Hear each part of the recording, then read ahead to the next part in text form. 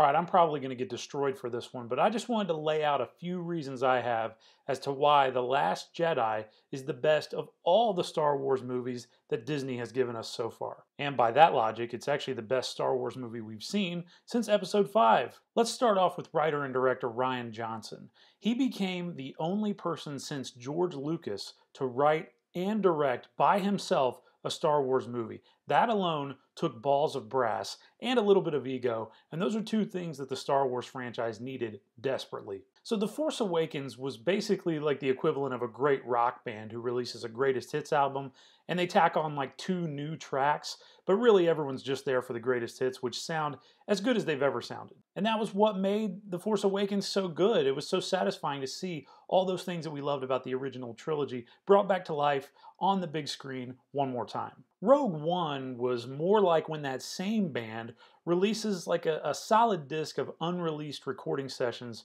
taken from one of their greatest albums that fans already love.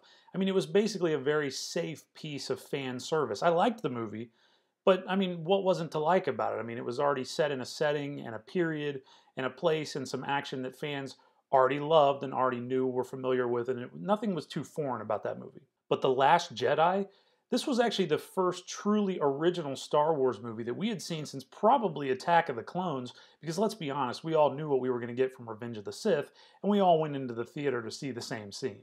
So Rian Johnson rejected the ideas of George Lucas, he rejected the ideas of Mark Hamill, he rejected the ideas of all the old fans who just loved the status quo, and he injected some harsh reality into this series. This was Star Wars for grown-ups. The Last Jedi is this movie that's all about the dangers of hero worship and a person's need to stand on their own without other people needing to tell them their place. Rey wants so badly for Luke Skywalker to teach her everything he knows and to make her the next great defender of the Jedi. But he ultimately disappoints her as a teacher. For as much as Mark Hamill complained, I thought this movie and Rian Johnson added some much needed weight to the character of Luke Skywalker, who, let's be honest, was always kind of like a glass half full little do-gooder weenie in the original trilogy movies. I mean, nobody's favorite character in the original trilogy was Luke Skywalker. And the reason he was no one's favorite character was because he just felt like a flat hero archetype from the start. He was easy to root for, almost too easy to root for. That's why we loved Han Solo so much. That's why we even loved Princess Leia so much. They had a little bit more edge to them.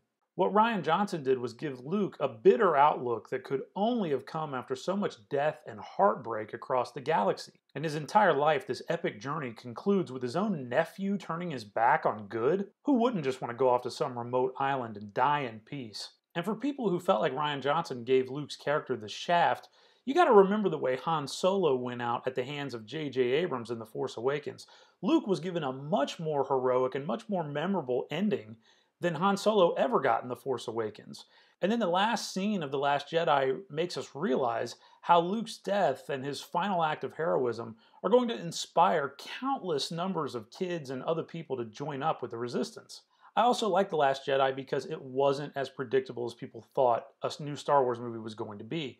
I mean, going into it, remember, people thought that Rey was going to be revealed as Luke Skywalker's daughter or some asinine plot move like that. But instead, Rian Johnson made her a more independent character. He gave her a unique backstory in this entire universe, and she comes from a family that couldn't have cared less about her and had no connection whatsoever to this grand conflict. The only connection she has to it is that she herself wanted to be a part of it. Of course, she can use the Force and tap into it a little bit. She was blessed with those gifts, but she doesn't have any other connection other than that, and she wants to be a part of it. She's not pulled in by some bullshit sense of duty or some family obligation or something like that. She just wants to be a part of it, can do it, pulls herself up, and gives it a shot. That's what makes her such a great hero. And beyond the story of The Last Jedi, this movie had something for all Star Wars fans to enjoy in its style. People who love the combat action have to admit that the throne room lightsaber fight was one of the best in the entire franchise. People who love the creature effects of the old movies have to love seeing Yoda and the crazy amount of real creatures that were walking around during the casino sequence. People who love CGI effects would have had to have dug Snoke and the huge space battle at the opening. And people who just enjoy characters and conflict and world building would have to be into the many threads between Rey and Kylo Ren that are laid out in this movie. Also, if you're an acting nerd, I think The Last Jedi might have the best cast ever put together for any Star Wars movie. We've got Andy Serkis, Laura Dern, Oscar Isaac, Mark Hamill, Carrie Fisher, Frank Oz, Adam Driver, Benicio del Toro. All those people are heavyweights for one reason or another, and this movie actually has so much going on in it that I almost forgot Benicio del Toro was even in the thing. How often can you ever say that about any movie that Benicio del Toro is in? I actually blame Mark Hamill for a lot of the fans not liking this movie. He kind of poisoned the well when he came out and spoke out of turn telling the media how much he hated the way the movie went with Luke's story. Because then when you watch the behind the scenes stuff that comes with the Blu-ray version of The Last Jedi, Mark Hamill talks about being an actor and his duty is to just give the best performance that he can. To use a sports analogy, I mean, it's like an athlete coming out and talking in the media about a bunch of things that are going on behind closed doors in the locker room or trashing the coach after the coach made a bad call or something. You just don't do stuff like that. And in entertainment, it should be no different. Actors should not be coming out after movies have been made and talking trash about the director's vision, the writer's vision, after it's all been said and done and put on the screen, because all that does is make it look like a dysfunctional production, which from everything I know about this movie, I don't feel like it was a dysfunctional production. In the end, it's not up to an actor what happens with the character. Do I agree that Rian Johnson should have cut the sea cow milking scene and instead put back in Luke's reaction to Han Solo's death? Yes. But Johnson did give Luke some of the most badass stuff that character was ever given in all the Star Wars franchise.